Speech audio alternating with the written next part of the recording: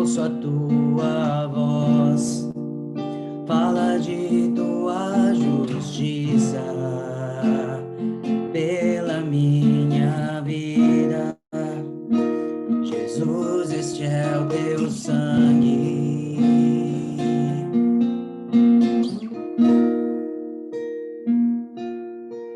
Tua cruz nos mostra a tua graça, fala do amor do Pai, que prepara para nós um caminho para Ele, onde posso me achegar somente pelo sangue.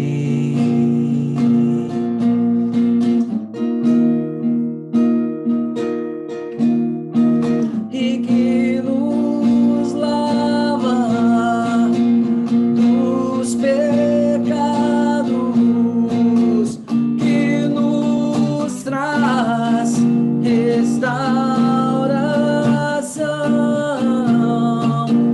Nada além do sangue, nada além do sangue de Jesus.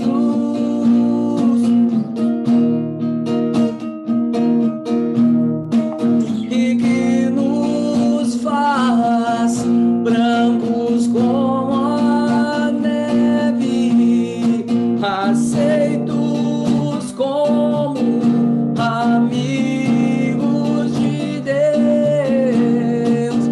Nada além do sangue, nada além do sangue de Jesus.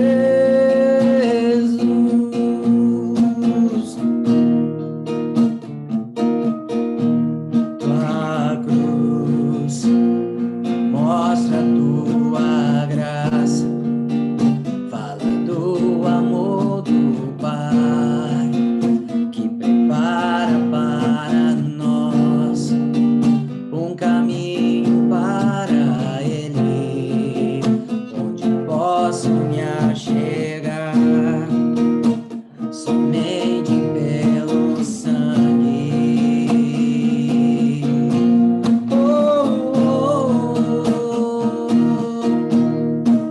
E que nos lava dos pecados, que nos traz restauração. Nada além do sangue, nada além do sangue de Jesus.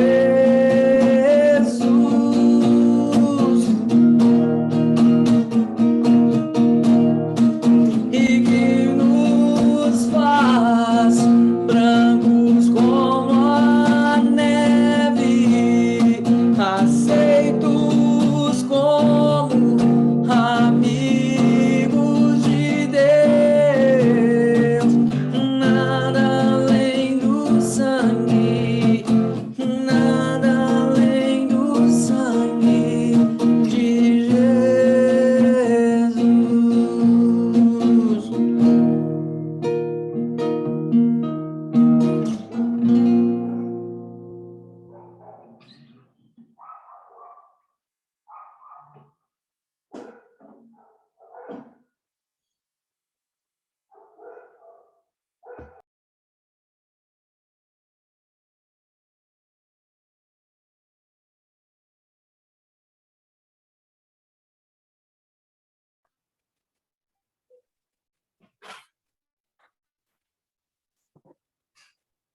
Amém, meus irmãos.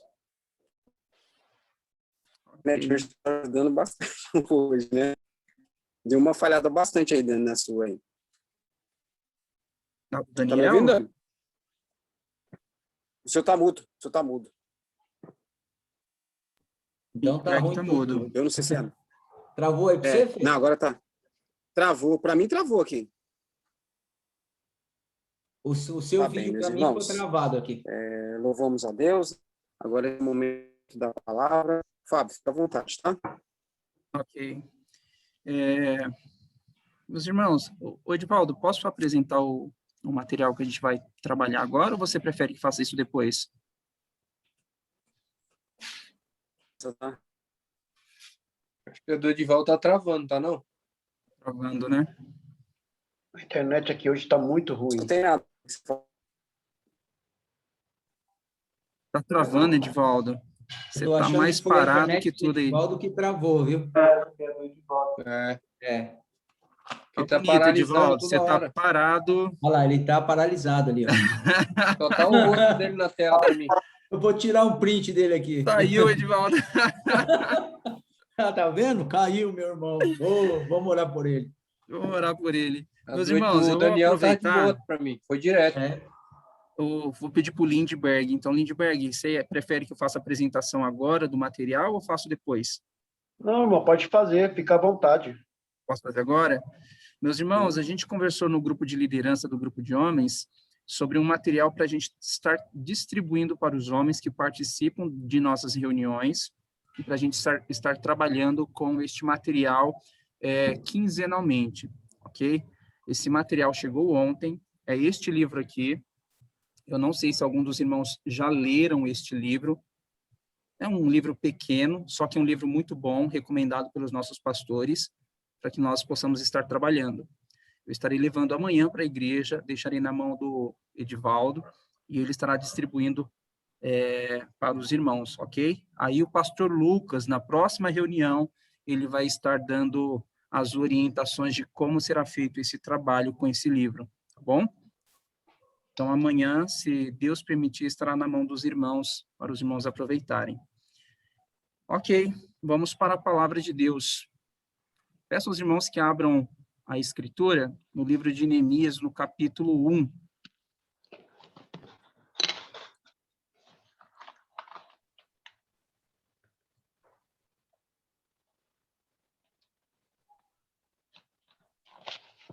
Neemias.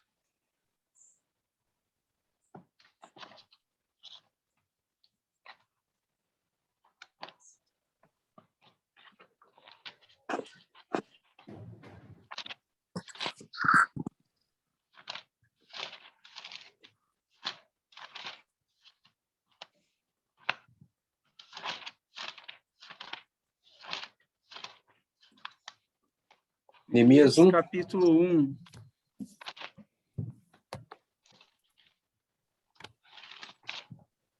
Eu buguei, eu não sei onde está Neemias. Perdi. Depois de Esdras, Segunda Crônica, Meus irmãos, eu Esdras, também fiquei meio Neemias. fora aqui, hein? Eu não vi nada.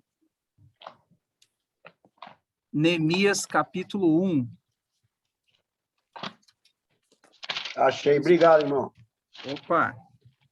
Vamos fazer a leitura do capítulo completo, mas eu não vou fazer uma exposição detalhada do capítulo todo. Só vou extrair algumas lições deste capítulo para nós, ok? Diz assim a palavra de Deus. As palavras de Neemias, filho de Acalias, no mês de Quisleu, no ano 20º, estando eu na cidadela de Suzã, veio Hanani, um de meus irmãos, com alguns de Judá. Então lhe perguntei pelos judeus que escaparam e que não foram levados para o exílio e acerca de Jerusalém. Disse-me, os restantes que não foram levados para o exílio e se acham lá na província estão em grande miséria e desprezo. Os muros de Jerusalém estão derribados e as suas portas queimadas. Tendo eu ouvido essas palavras, assentei-me e chorei, e lamentei por alguns dias, e estive jejuando e orando perante o Deus dos céus. E disse, Senhor, Deus dos céus, Deus grande e temível, que guarda a aliança e a misericórdia para com aqueles que te amam e guardam os teus mandamentos. Estejam, pois, atentos os teus ouvidos e os teus olhos abertos para acudires a oração do teu servo, que hoje faço a tua presença, dia e noite pelos filhos de Israel, teus servos, e faço confissão pelos pecados dos filhos de Israel, os quais temos cometido contra ti, pois eu e a casa de meu pai temos pecado. temos procedido de todo corruptamente contra ti. Não temos guardado os mandamentos, nem os estatutos, nem os juízos que ordenastes a Moisés, teu servo. Lembra-te da palavra que ordenastes a Moisés, teu servo, dizendo, se transgredirdes, eu vos espalharei por entre os povos, mas se vos converterdes a mim e guardardes os meus mandamentos e o cumprirdes, então, ainda que os vossos rejeitados estejam pelas extremidades do céu, de lá os ajuntarei e os trarei para o lugar que tenho escolhido para ali fazer habitar o meu nome.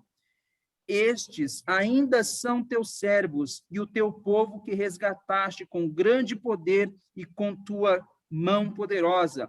Ah, Senhor, estejam, pois, atentos os teus ouvidos à oração do teu servo e a dos teus servos, que se agradam de temer o teu nome. Concede que sejam bem-sucedido hoje o teu servo, concede que seja bem-sucedido hoje o teu servo e dá-lhe mercê perante este homem. Nesse tempo, eu era copeiro do rei. Ok, meus irmãos, vamos orar? Estão me ouvindo? Sim. Ok. Vamos orar. Senhor Deus Todo-Poderoso, nos colocamos diante da tua santa presença nesta tarde de sábado para te glorificar e te exaltar por meio de Jesus Cristo, nosso Senhor e Rei. Queremos neste momento, meu Pai, reconhecer a grandeza do Senhor, reconhecer, meu Pai, a sublimidade do Senhor, reconhecer que o Senhor é único, não há ninguém semelhante a ti. Queremos também neste momento, nesta tarde, reconhecer a nossa miséria, os nossos pecados, o nosso coração transgressor, e pedir que o Senhor perdoe os nossos pecados e as nossas ofensas. Pedir que o Senhor se compadeça eternamente, meu Pai, das nossas dificuldades, das nossas iniquidades, não por nossa causa, mas por causa de Jesus Cristo, teu Filho amado, nosso Senhor. Te pedimos que o Senhor nos perdoe, nos purifique, nos lave, e te pedimos também, meu Pai, que o Senhor fale conosco através da tua palavra, pois a tua palavra nos santifica. Te pedimos que o Senhor nos dirija a toda a verdade, para que possamos ser cristãos melhores, homens melhores, pessoas melhores, para a honra e glória do teu santo nome. É o que nós te pedimos em Cristo Jesus. Amém. Amém. Só um minutinho.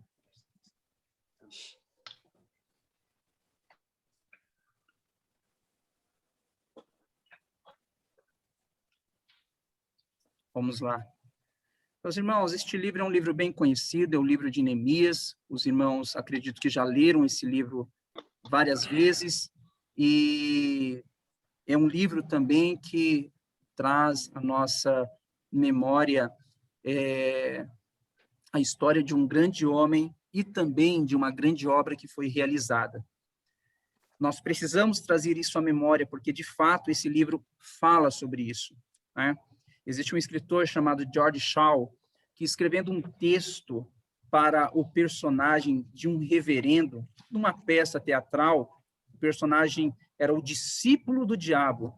Ele disse: o pior pecado que podemos cometer contra os seres humanos não é odiá-los, mas sim ser indiferentes a eles. Essa é a essência da desumanidade. Isso segundo George Shaw.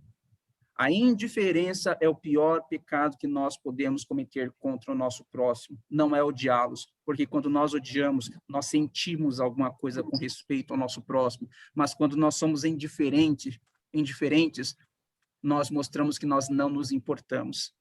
Nesse texto de Neemias, com certeza, o que vemos não é um homem indiferente aos problemas do seu povo. Neemias era o tipo do homem que se importava.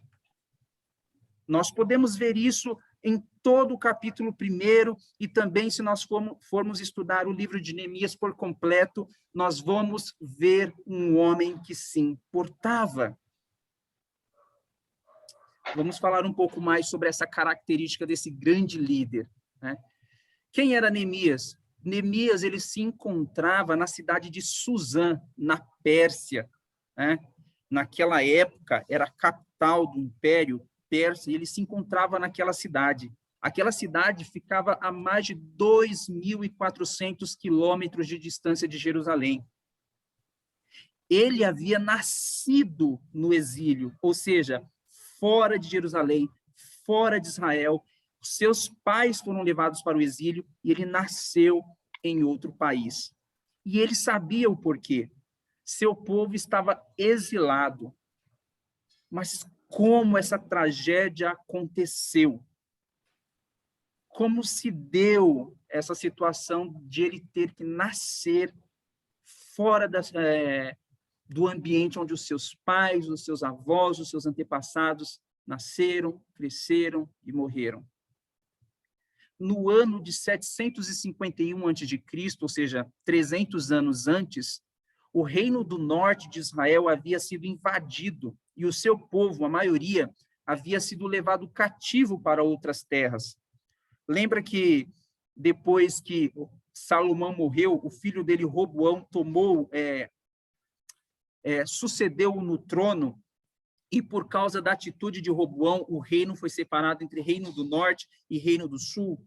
O reino do norte ficou com 10 tribos e o reino do sul ficou com 2 tribos. O reino do norte foi um reino ímpio, do começo ao fim. Só teve reis ímpios. Praticou idolatria, abandonou a Deus, ignorou os profetas. Por causa disso, Deus enviou o rei da Síria. E o rei da Síria levou cativo as 10 tribos do reino do norte.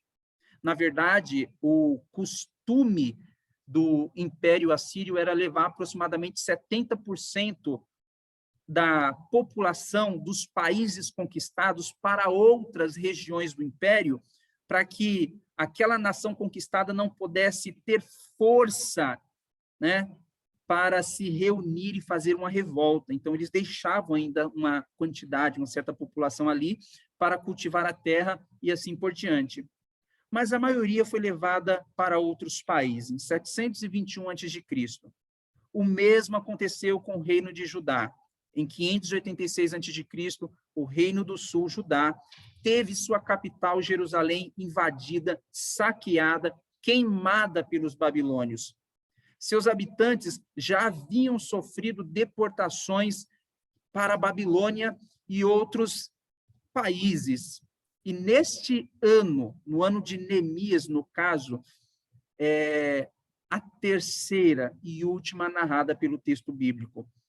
Na verdade, em 586, ocorreu a terceira deportação do povo de Jerusalém e das cidades ao redor para fora de Israel. Eles foram levados para fora de Israel, foram exilados da sua casa, foram dispersos, é o que nós conhecemos como diáspora. Tudo isso aconteceu por causa que o povo de Deus, que estava em aliança com Deus, violou a aliança e não se arrependeu dos seus pecados. Por mais que Deus enviasse seus profetas, clamando para que assim o fizessem, eles não se arrependeram dos seus pecados. O profeta Jeremias fala lá no início do seu livro que os deuses de Judá eram maiores, no sentido de numericamente maiores, do que as ruas que existiam em Judá. Então, imaginem, meus irmãos, o nível do desvio religioso e espiritual que aquele povo tinha entrado. Assim ocorreu a diáspora do povo de Israel. Eles foram espalhados por outras terras, muitos morreram, suas casas foram derrubadas, o templo foi saqueado e queimado, assim como a cidade de Jerusalém. Essa é a história do exílio do povo de Israel no Antigo Testamento. O primeiro, em 721 a.C., o segundo e a última deportação em 586 a.C. Mas agora nós estamos, conforme o capítulo 1 de Neemias nos informa, nós estamos no 20º ano do rei Artaxerxes I, ou seja, em 445 a.C. Vejamos agora, depois dessa pequena exposição histórica, o que Neemias faz quando ouve falar da situação dos seus irmãos. O que eu quero enfatizar aqui, meus irmãos, não é tanto a história do porquê o povo de Israel estava exilado. O que para nós é muito importante, porque eles estavam simplesmente sofrendo a penalidade por violarem a aliança que Deus tinha com Israel.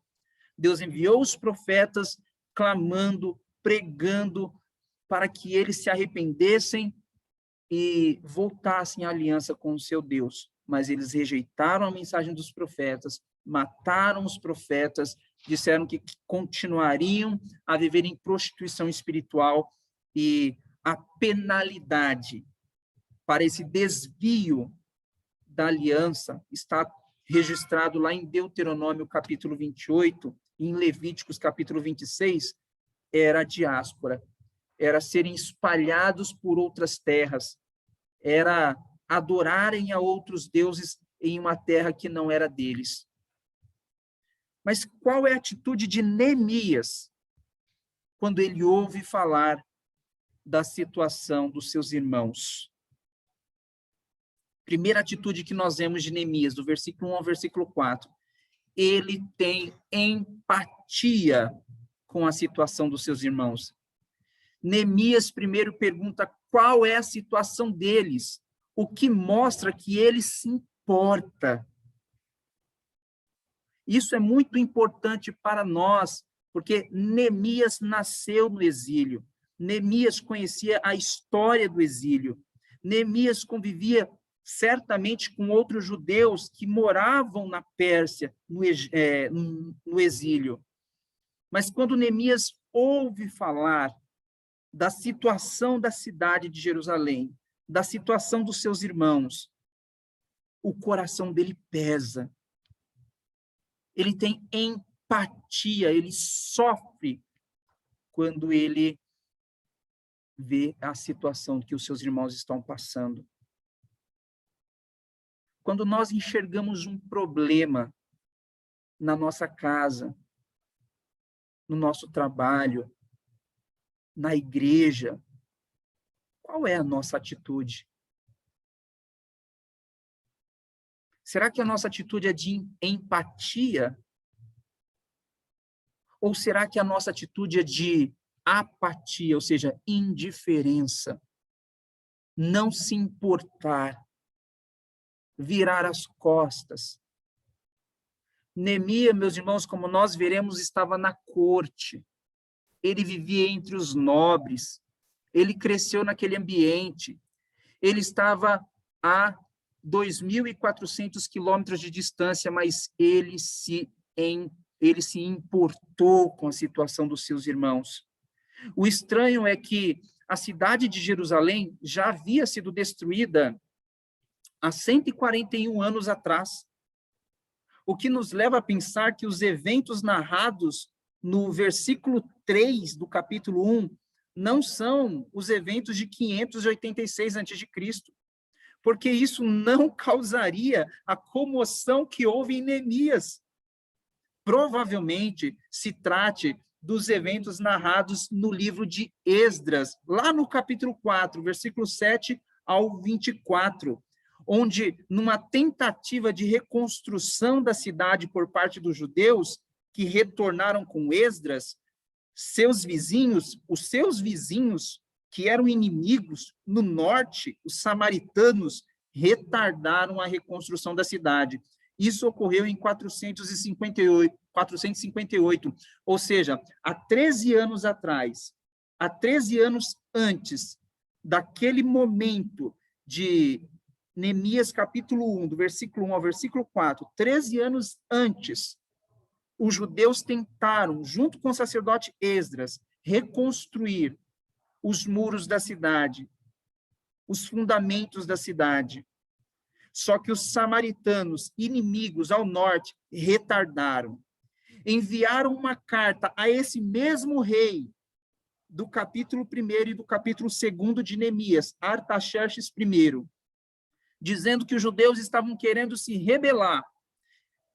E esse mesmo rei ele enviou uma carta de volta, suspendendo as obras que estavam sob o comando do sacerdote Esdras até segunda ordem. E nessa suspensão, os samaritanos eles vieram com força para parar a obra que estava acontecendo em Jerusalém. Provavelmente, nessa represália dos samaritanos, eles foram mais prejudicados na cidade de Jerusalém. Coisas foram destruídas, queimadas e assim por diante. Neemias, quando ele sabe disso, o coração dele pesa.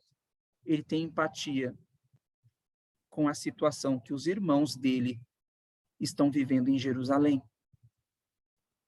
O que nós devemos pensar é: será que o nosso coração não está calejado? Acho que os irmãos sabem como é que fica a situação, por exemplo, das mãos quando forma aqueles calos, aqueles famosos calos nas mãos, quando a gente vai participar de alguma obra, construção, ou quando alguém vai fazer uma academia, e um calango magro que nem eu, ou desajeitado, vamos dizer, fisicamente que nem eu, vai pegar os seus primeiros pesos. Nas primeiras vezes, nós notamos que vai se formando aqueles calos, aquelas bolhas, né, vão estourando aos poucos, mas fica doendo, né, porque você pegou o peso, criou aquelas bolhas, estourou algumas delas, e está doendo. Só que depois de 2 meses, né, 2 meses e meio, 3 meses, você nota que aqueles calos, eles ficaram calejados. Ou seja, você já não sente mais aquela dor, porque a sua pele fica insensível. Será que o nosso coração já não está insensível para com a situação do nosso próximo? E eu não estou falando somente da igreja, do trabalho, não, meus irmãos. Será que o nosso coração não está insensível para com o nosso relacionamento com Deus? Tem gente que não sente nem mais... Tem gente que se diz cristã, que não sente nem mais... que não tem mais problema em deixar de orar, em deixar de ter uma vida devocional. Tem gente que não se importa mais em como a sua casa está sendo conduzida, em como a sua esposa está se comportando, em como seus filhos estão se comportando, porque o coração já está calejado, insensível. Isso serve para nós fazermos um autoexame. Neemias ficou com o coração pesado com a situação dos seus irmãos. Uma segunda característica de Neemias que o texto nos mostra, do versículo 4 ao versículo 11, é que ele reconhece o problema e faz algo. Neemias não somente soube da miséria dos seus irmãos, não somente soube que as portas estavam queimadas, não somente soube que os seus irmãos estavam passando por uma carestia tremenda, mas ele resolve fazer algo. O texto diz que Neemias, primeiro, lamentou, segundo, jejuou, e terceiro, orou ao Deus dos céus. Uma característica importante em um líder, e eu estou falando com líderes aqui, líderes em suas casas, líderes na igreja, líderes talvez no seu ambiente de trabalho. Uma característica importante em um líder é o ponto de referência com o qual ele enxerga e interpreta o mundo. Ou seja, é o que nós conhecemos, nós reformados, como cosmovisão. Por que eu estou falando isso? Se os irmãos notarem, Neemias diz que ele ora ao Deus dos céus. Como eu disse, Neemias nasceu no exílio, frequentava a corte, era copeiro do rei, mas mesmo assim ele enxergava o mundo verticalmente. A sua relação com Deus determinava o seu relacionamento com o próximo e o seu relacionamento com o mundo. Neemias tinha o que nós conhecemos como teorreferência. Deus era a referência primeira no mundo para Neemias. Neemias não enxergava o mundo horizontalmente somente, mas primariamente ele enxergava verticalmente. Ele orou ao Deus dos céus. Esse texto de Neemias nos ensina não somente que Neemias lamentou, não somente que ele jejuou, não somente que ele orou, mas também, e nós devemos enfatizar isso, meus irmãos, que ele o fez com perseverança. Atentem-se, meus irmãos, para o versículo 1 do capítulo 1, que diz que ele recebeu a notícia no mês de Quisleu. O mês de Quisleu, meus irmãos, era o mês entre novembro e dezembro do calendário. E que ele comparece diante do rei no mês de Nisan, lá no capítulo 2, versículo 1. O mês de Nisan é entre março e abril, ou seja, ele orou e jejuou durante 4 ou 5 meses para que pudesse comparecer diante do rei. Perseverança. Neemias não recebeu a notícia e ficou desanimado, virou as costas, era apático. Ele se importou, ele decidiu fazer algo a respeito daquele problema, mas antes de fazer algo a respeito daquele problema, ele teve um tempo de oração, ele teve um tempo de planejamento, ele teve um tempo para colocar as ideias no seu devido lugar, para se apresentar diante do homem mais poderoso daquele tempo, o rei da Pérsia. E, meus irmãos, estes homens não eram homens bonzinhos, não eram homens afáveis. Estes homens eram cruéis.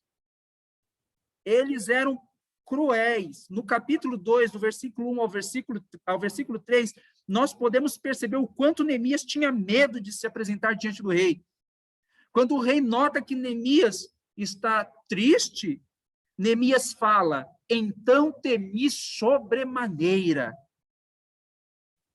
Era o homem mais poderoso daquela época. Neemias poderia ser morto, porque ele era o copeiro do rei.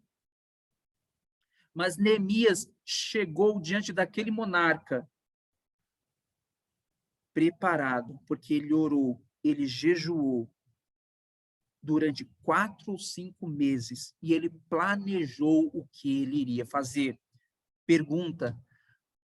Perguntinha para nós, quando nós reconhecemos um problema, seja em nossa vida, ou em casa, ou na igreja de Cristo, qual é nossa atitude? Porque eu acredito que há problema. Há problema. Em nossa vida, eu acho difícil pensar que tudo está perfeito. Em nossa casa, também acho difícil pensar que tudo esteja perfeito. Na igreja de Cristo, também acho difícil pensar que tudo está perfeito. Mas a questão é, qual é qual é a nossa atitude quando nós reconhecemos o problema? Tem muita gente que simplesmente não se importa. Neemias estava a 2.400 quilômetros de distância de Jerusalém e ele se importou. Uma outra característica de Neemias era um homem de oração. Olhem o versículo 5 ao versículo 11.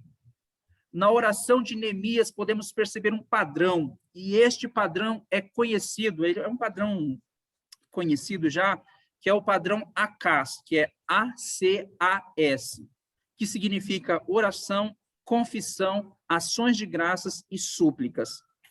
Essa é a oração de Neemias. Ele segue este padrão, etapa por etapa. Adoração, confissão, ações de graças e súplicas. Acás. Primeiro, adoração, versículo 5 e versículo 6. Aqui temos uma declaração curta, mas que destaca vários atributos de Deus. Quais atributos, Fábio, que se destaca aqui de Deus?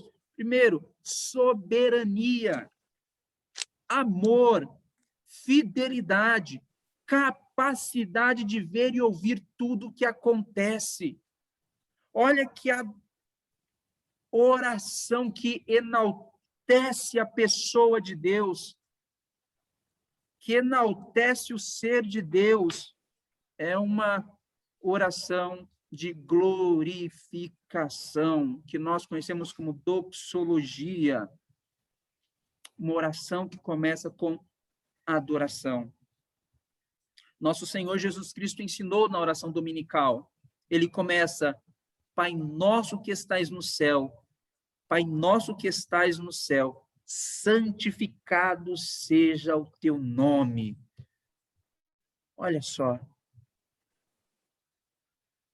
Primeiro ali é o imperativo, ele suplica para que o nome de Deus seja santificado. É uma oração de adoração. Segundo elemento da oração de Neemias, confissão, também parte do versículo 6 e versículo 7. Uma coisa interessante é o uso que Neemias faz do pronome nós na confissão. Neemias não culpa somente seus pais, os outros judeus, mas ele se inclui no rol dos pecadores que violaram a aliança de Deus. Vamos ver, versículo 6 e versículo 7. Vou colocar aqui. Vou colocar no computador que é melhor para mim.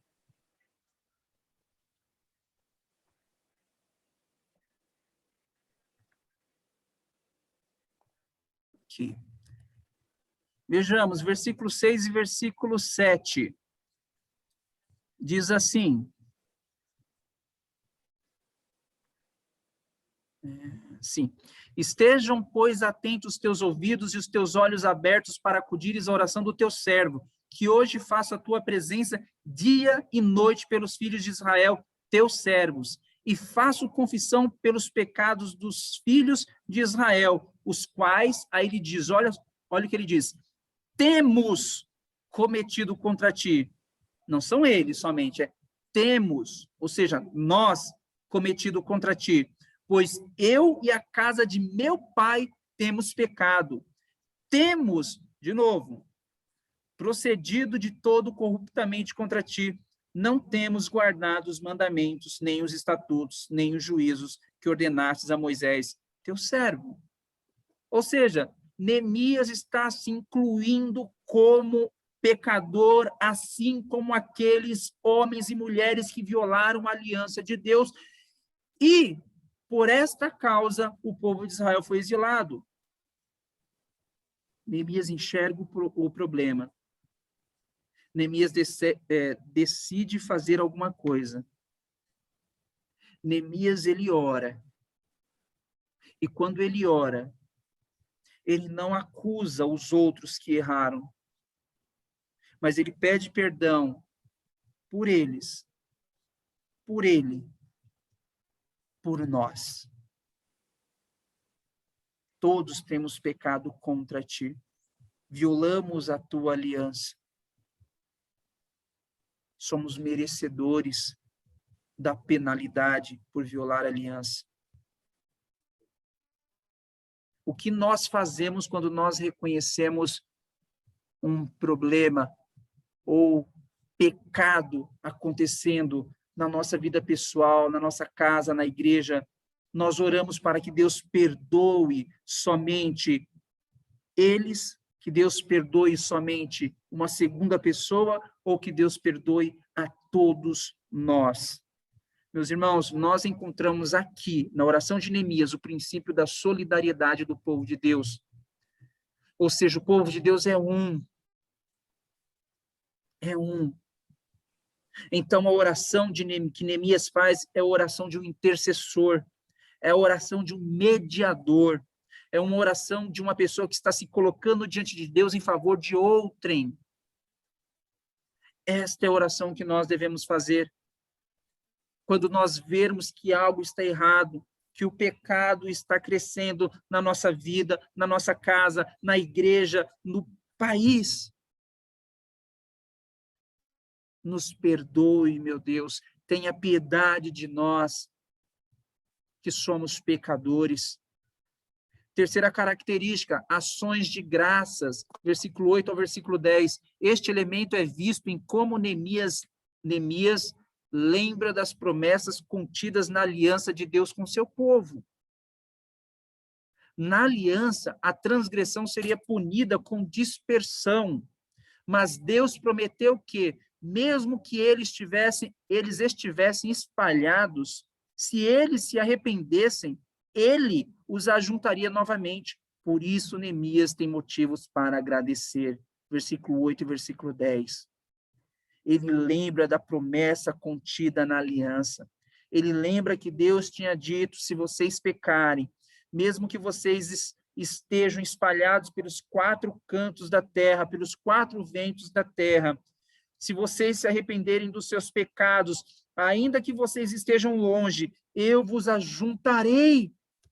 Não importa onde vocês estejam, se vocês se arrependerem, eu trarei vocês de volta. Neemias é apegado à promessa da aliança e ele tem motivos para agradecer, porque, como diz João Calvino, todo pecado do crente é um pecado perdoável. Todo pecado do eleito de Deus é um pecado perdoável.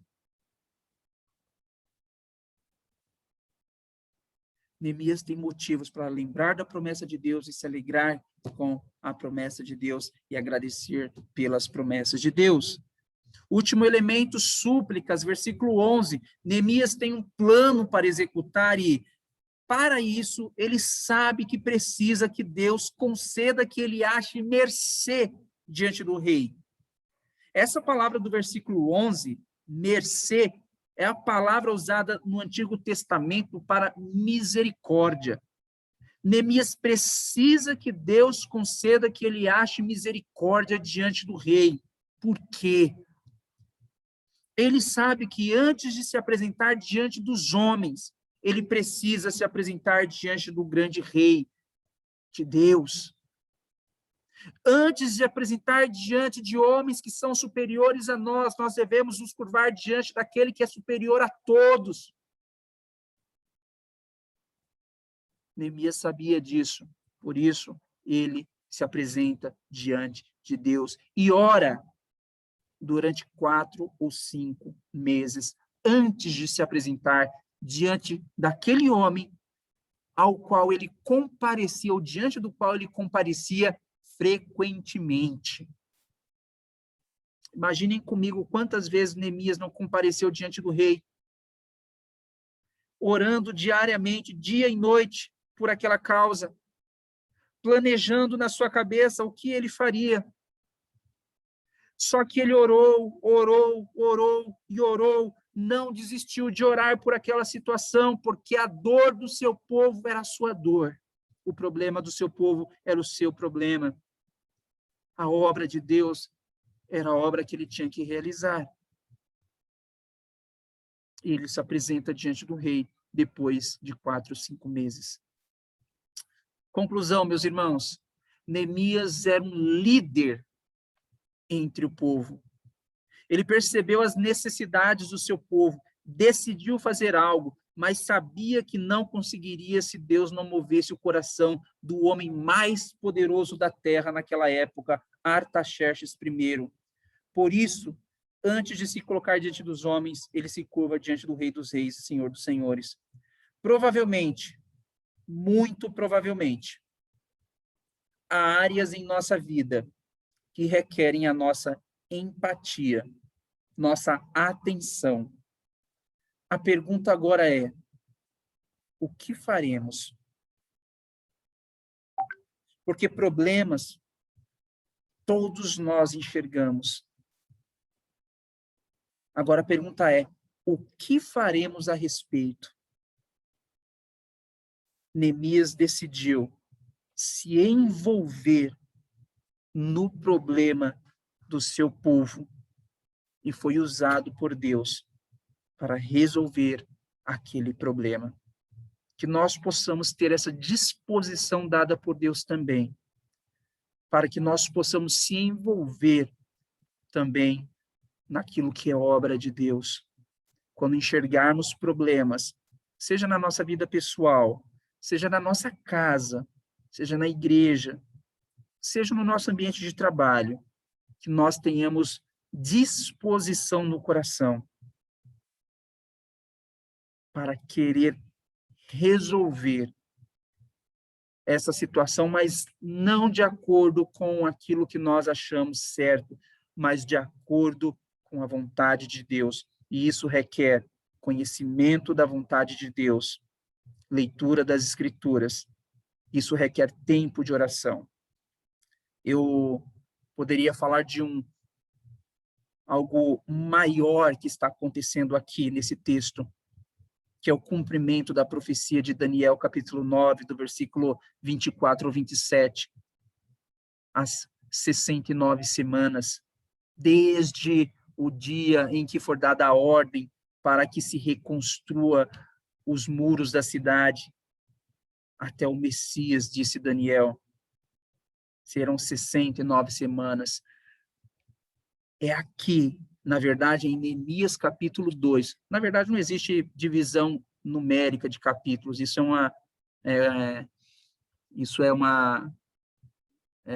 uma invenção, na verdade, que aconteceu na Idade Medieval, no século XVI, para ser mais específico. Mas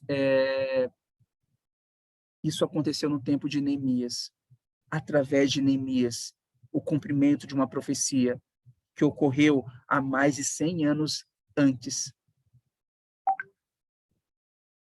seja, Deus estava usando Neemias para grandes coisas, que nós possamos também nos colocar diante da vontade de Deus para realizar grandes coisas. Amém? Vamos orar? Deixa eu abrir aqui. Ok, vamos orar. Deixa aqui. Galeria. Ok. Santo Deus, nos colocamos diante da tua presença, meu Pai, nesta tarde, mais uma vez em oração, depois de exposta a tua palavra, depois deste conteúdo ser transmitido, que o Senhor, meu Pai, possa edificar o nosso coração, que o Senhor possa, meu Pai, mudar o nosso coração, que o Senhor possa, meu Deus, dar disposição ao nosso coração, para que nós tenhamos, meu Pai, essa característica tão importante num homem de Deus, tão importante em um líder, que é empatia, que é ser afetado, meu Pai, por aquilo que é externo, que é ser afetado, meu Pai, principalmente como nesse texto, meu Pai, descreve, pelo sofrimento e por uma situação, meu Pai, de dificuldade que nossos irmãos estão passando, para que nós possamos ser usados por Ti para a glória do Teu santo nome. Eu te agradeço por este grupo de homens, por esses pais, por esses homens que estão aqui, meu Pai, que têm mulheres, são esposos, por esses homens, meu Pai, que são líderes na igreja, por esses homens, meu Pai, que têm os seus trabalhos nas suas diversas áreas profissionais, que o Senhor, meu Pai, possa ser glorificado na vida dele, nas nossas vidas, nas nossas atitudes diariamente. E que nós possamos, meu Pai, juntos glorificar o teu santo nome na realização da tua vontade, seja em casa, seja na igreja, seja onde o Senhor quiser que nós venhamos a trabalhar para a tua glória. Esta é a oração que eu te faço, meu Pai, junto com meus irmãos nessa tarde, com perdão dos nossos pecados em Cristo Jesus, nosso Senhor, porque somos pecadores. As diversas falhas que nós temos como homens diante de Ti, o Senhor conhece, nós conhecemos. Mas nós cremos no perdão que recebemos de Cristo e queremos melhorar, queremos mudar, queremos progredir, Queremos, meu Pai, avançar, não para a nossa glória, mas para a glória do teu nome. Esta é a oração que eu te faço nesta tarde, em Cristo Jesus. Amém. Amém, meus irmãos. Eu passo a palavra agora aos nossos líderes, Edivaldo e Lindbergh. Edivaldo morreu. Falei o nome do homem, saiu. A internet dele tá ruim mesmo hoje. Tá. Ok. Amém, meus irmãos? Vocês estão ouvindo? Sim. Estamos ouvindo, Lindbergh. Irmão Fábio, obrigado pela palavra que você trouxe. Existe palavra, existe um certo tipo de mensagem que ela chega a arder no coração, né? O nosso coração, ele clama, né? Por empatia, né? Saber usar de empatia, de misericórdia, se importar com o próximo, né? Muitas vezes, na nossa correria, naquilo que a gente faz, às vezes, somos muito, como se pode dizer, gananciosos conosco mesmo, né? Com nós mesmos. Esquecemos, né? Dos irmãos, esquecemos da igreja, né? E precisamos voltar, né? Eu já li bastante Neemias, mas nunca tinha visto assim, desse jeito, né? Não tinha enxergado desse jeito. Não tinha enxergado essa oração, a oração que a marca aqui, né? Que é a casa, adoração, confissão, ações de graça e súplica, né? O que leva numa oração. Eu não tinha enxergado assim. Também leio bastante João Calvino e o irmão Fábio falou aí de todo pecado. Se eu pular aqui, você me corrija aí, irmão. Todo pecado eleito é um pecado perdoável, né? Porque muitas vezes na nossa caminhada muitas vezes nós nos alteramos e antigamente eu sempre falo isso. Quando eu era a ideia de que um dia você era crente, um dia você não é crente, a ideia de arminianismo, né? Que busca a sua própria obra. E tem dias que a gente levanta, não é aquele dia bom. Eu levantava e às vezes dava errado na minha vida, eu perdi a cabeça e eu ficava, tomara que Deus não venha hoje, porque se ele descer, eu fico, né? Então nós tem essa ressalva. É muito bom saber que a gente é eleito, né? Eu só tenho a agradecer por essa palavra, que essa palavra, ela te garanto que eu estou vendo as coisas de uma outra forma agora. Amém? Muito boa palavra, gostei muito. Amém. Se alguém quiser falar. Eu queria falar em relação a que o Fábio citou aí a Desculpa aí. respeito de Neemias, se as pessoas daquela época e as pessoas do dia de hoje, pode se resumir também essas atitudes que às vezes a gente fala, que necessitou o fato de estar calejado e você não está nem aí. Isso também pode se resumir falta de temor também ou não? Quando se perde o temor a Deus e acaba deixando de lado, porque se tem o temor, a gente vai orar, a gente vai buscar, a gente vai procurar fazer o correto, que a palavra de Deus manda. E quando não se tem temor, acaba caindo nesses pecados, né? Aí, se eu estiver errado, eu pedia que o irmão me corrigisse. A gente pode dizer, Samuel, que a falta de temor é uma das consequências de um coração que já está calejado. O apóstolo Paulo vai falar isso lá em Efésios capítulo 4, a partir do versículo 17, quando ele vai nos dar um quadro de como é o ímpio, de como que é o ímpio espiritualmente. E uma das coisas que ele vai dizer é que o ímpio é entenebrecido no entendimento, né? Separado da vida com Deus, né? Sem amor, separado da comunhão com o povo de Deus, Israel, e sem temor de Deus. Então, uma das características de uma pessoa que é calejada, é insensível, é a falta de temor. A Escritura deixa bem clara que o ímpio não tem temor de Deus no coração. Agora, o crente, quando o crente ele deixa de ter temor a Deus, isso daí já é uma consequência. É uma consequência já do seu declínio espiritual. Logicamente, isso pode acontecer, meus irmãos. Isso acontece. Eu sempre digo, eu gostaria que a vida cristã fosse linear. Seria bom, né? Se a gente nunca tivesse aquelas oscilações na fé. Mas a vida cristã não é linear. Infelizmente, por causa da nossa natureza caída, a vida cristã, ela fica em cima, embaixo, em cima, embaixo. Tem dias em que nós somos pessoas de muito temor a Deus, obediência, oração. Tem aqueles dias que você ora 2 horas em um dia, mas tem aquele dia que você não quer falar uma sílaba com Deus. Existe esses dias. Infelizmente existe. Mas o que nos mantém, o que nos preserva é o poder de Deus. Como diz Pedro lá na sua primeira carta, que nós somos preservados pela fé no poder de Deus. Tá? Se alguém quiser contribuir ou tiver mais alguma pergunta. O que eu achei interessante, Neemias, ele sabia que ele podia ser morto só por chegar e perguntar ou pedir alguma coisa para o rei. O papel dele no trabalho para o rei era ser envenenado para ser morto se fosse o caso de alguém tentar matar o rei, certo?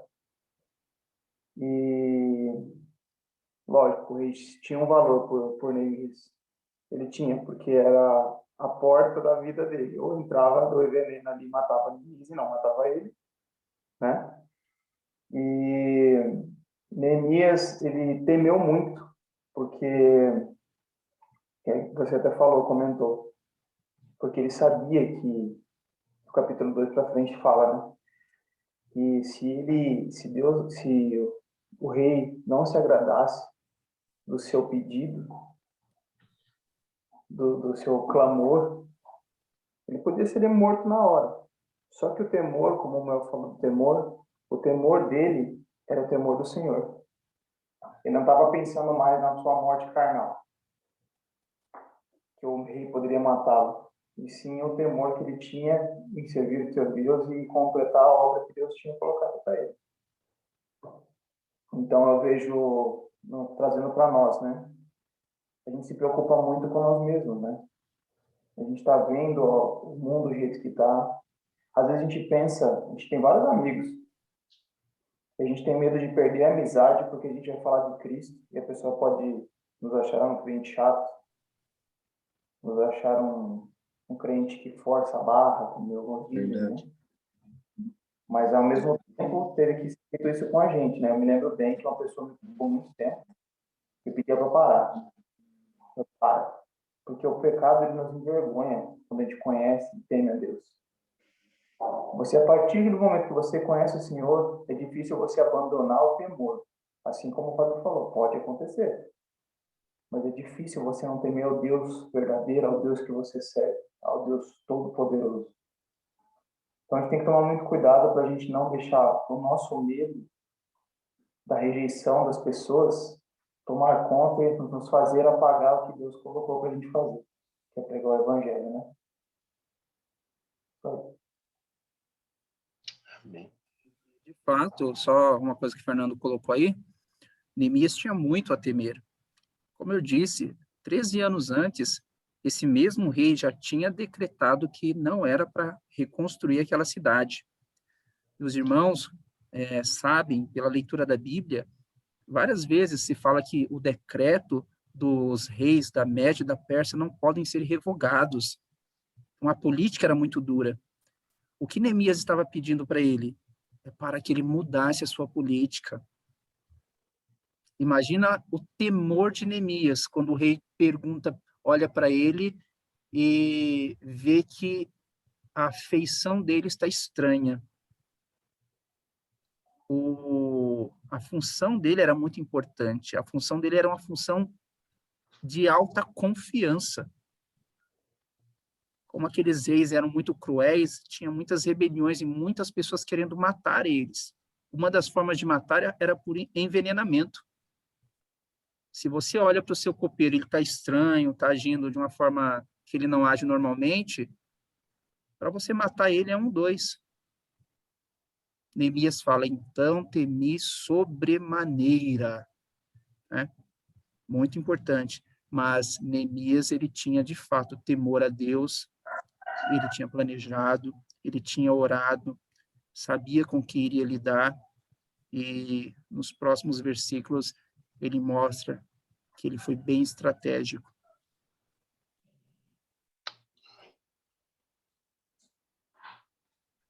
O que chama muita atenção para mim, nós estamos estudando, né, exatamente esse livro, né, deu até um spoiler para a gente de algumas coisas, e para mim o que mais chama atenção no livro todo é a devoção a Deus e a extrema confiança que ele tinha total em Deus, né? Ele nunca, em momento nenhum, no seu livro todo, depositou a sua confiança em alguém que não fosse Deus, né? Em todas as situações, no momento da escolha do povo, toda aquela coisa, ele sempre, sempre, sempre orava a Deus, né? Uma atitude de um cara de Deus mesmo. Muitas vezes eu estava ouvindo uma pregação esses dias, né? Do Leandro, falando dos deuses de hoje em dia, né? Como o dinheiro, o sexo, né? Essas coisas são... As pessoas hoje estabelecem isso como seus deuses, né? Infelizmente, né? E ele não. O Deus dele era o Deus dele, e o rei era o rei, né? Cada um no seu lugar. E a devoção dele a Deus e a confiança nele em Deus, nas suas promessas, era 110%, não era 95%, né? Então, às vezes, a gente se abala com algumas situações, né? Como mesmo o Fê falou, a confiança que ele tinha no rei, porque ele tinha que experimentar tudo que entrava para comer, para beber, né? Então, ele ali era a cobaia, né? Era uma cobaia. Ele tinha que experimentar tudo e mesmo assim, e por esse todo o tempo que ele passou orando, ele confiava, ele temia a atitude do rei, mas em primeiro lugar ele temia a Deus, né? É esse temor que o Moel falou, que nós temos que ter todos os dias, né? Não só para nós, mas para os nossos irmãos também, né? Se nós somos uma igreja, nós temos que viver esse temor com todo mundo, tem que orar por todo mundo. Às vezes a pessoa se chateia porque vai na igreja e não escuta uma palavra que ele acha que deveria escutar, né? E não é assim, né? É a vontade de Deus. Nós temos que orar por todo mundo, orar pela pessoa que prega e fazer o nosso melhor sempre.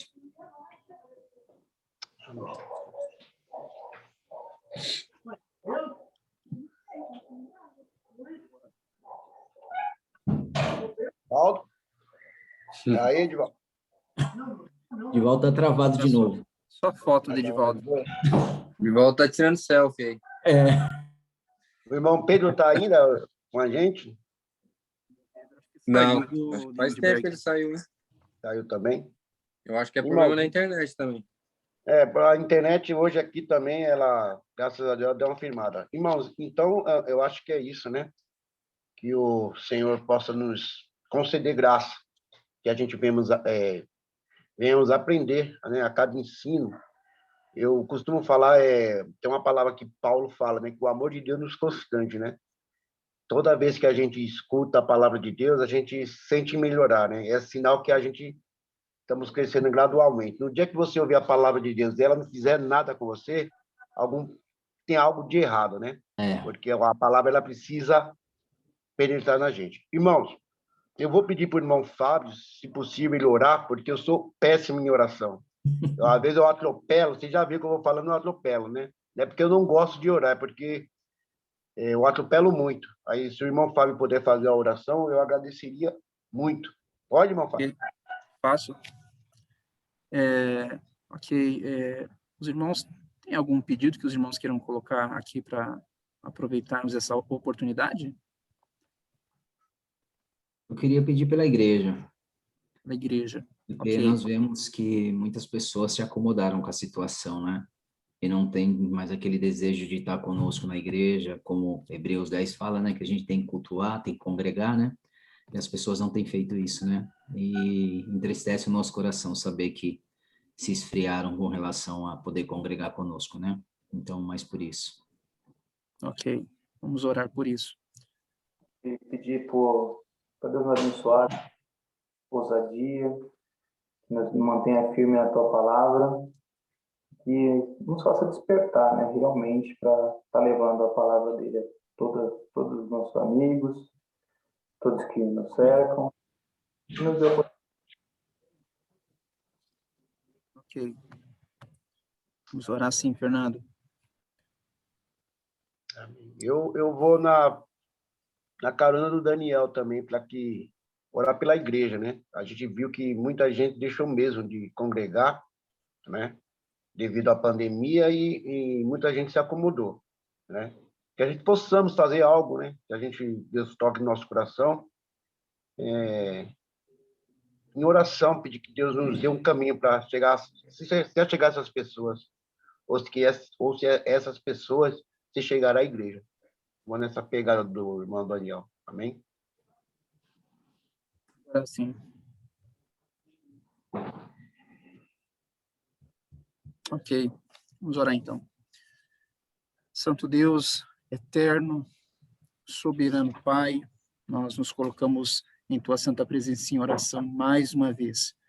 Neste momento, meu Pai, te agradecendo, meu Pai, por este momento de conversação que tivemos, exposição da tua palavra, este momento de comunhão entre estes homens que são filhos do Senhor. Muito obrigado por este momento, que o Senhor assim possa nos conceder que tenhamos mais e mais destes momentos. Meu Deus, quero colocar diante de Ti, meu Pai, agora, os pedidos que foram feitos, meu Pai, agora há pouco. O Daniel, junto com o irmão Lindbergh, também, meu Pai, pediram, meu Pai, pela igreja, que está passando por um momento dificílimo, onde nós estamos em plena pandemia, onde nós estamos, meu Pai, com muitas dificuldades de congregar, temos os nossos cultos presenciais, ora nós temos os nossos cultos presenciais, ora nós não temos os nossos cultos presenciais. Pessoas, meu Pai, que congregavam conosco, não estão mais participando da comunhão dos santos, como foi dito, desanimaram, como foi dito, se acomodaram às transmissões online, se acomodaram também, meu Pai, no sentido de não ir à igreja e congregar, e outras, meu Pai, que estão em outras denominações. Nós te pedimos a tua graça, a tua misericórdia, meu Pai, para que o Senhor venha trazer, meu Pai, sobre os teus filhos e as tuas filhas, os teus eleitos, meu Pai, aquele avivamento, meu Pai, que o profeta Abacuque, lá no capítulo 2, ele roga ao Senhor: aviva, Senhor, a tua obra no meio destes anos, na tua ira lembra-te da misericórdia. Traga, meu Pai, ao coração destas pessoas o despertar, meu Pai, para a obra do Senhor, para o culto, para o momento, meu Pai, de reunião solene, para o momento onde os santos se reúnem, para o momento onde o arraial do Senhor se reúne para cultuar, para louvar, para orar, para ser ensinados, meu Pai, pela tua palavra. Temos saudades, meu Pai. Saudades, meu Pai, de rostos que não vemos mais na igreja, de pessoas que têm dificuldade de estar conosco na igreja, dos nossos próprios trabalhos que fazemos na igreja, no calendário que tínhamos na nossa congregação. Eu lembro, meu Pai, desse tempo ainda que cheguei há pouco tempo lá, lembro, meu Pai, de algumas atividades que fazíamos. Que o Senhor tenha misericórdia, meu Pai, desta igreja, que o Senhor abençoe a criança, o adolescente, o jovem, a jovem, os adultos, as pessoas mais velhas, que o Senhor venha avivar o seu coração, enchê-los do teu Espírito Santo, enchê-los, meu Pai, da tua santa e boa vontade. Te pedimos, meu Pai, a tua graça para que nós também possamos estar alcançando essas pessoas. Porque, meu Pai, nós temos um trabalho em relação a elas. Nós precisamos, meu Pai, ter contato com essas pessoas, alcançá-las, seja por telefone, seja, meu Pai, por mensagem, seja por visitação. Nós precisamos alcançar estas pessoas da maneira como o Senhor nos permite alcançá-las. Que o Senhor, meu Pai, venha também despertar os nossos corações para isso, para que nós, como igreja, possamos, meu Pai, ir atrás daqueles que estão afastados, meu Pai, do rebanho. E se for a tua santa vontade, eles estarão conosco novamente. O desejo do nosso coração é que eles estejam conosco novamente. É vermos, meu Pai, todos eles congregados, suas famílias, suas crianças, as atividades em pleno vigor, a igreja do Senhor Jesus Cristo reunida. A questão não é tanto quantidade, meu Pai. Não é quantidade. Mas, meu Pai, o povo do Senhor reunido.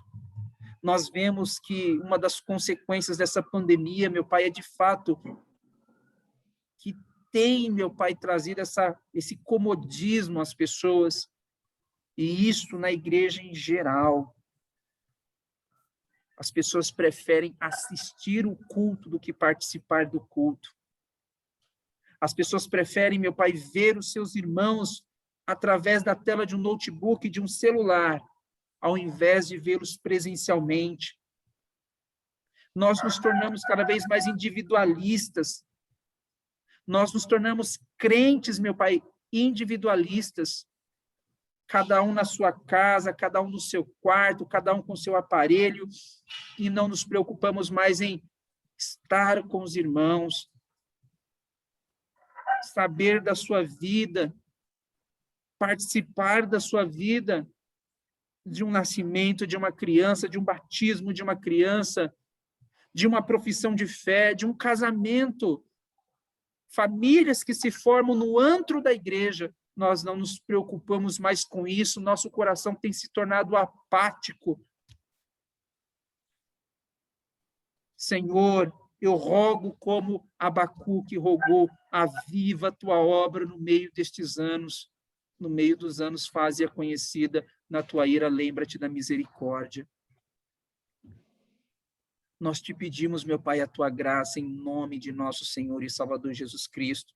Eu me alegro, meu Pai, porque eu vejo o grupo de homens funcionando quinzenalmente, o grupo das mulheres se reunindo 3 vezes por semana, vemos nos PGs as pessoas participando. Eu te agradeço muito por isso, meu Pai. Te agradeço. Mas nós te pedimos também, meu Pai, algo que é caro para nós. Muito caro para nós. O culto público, aonde somos convocados para te adorar.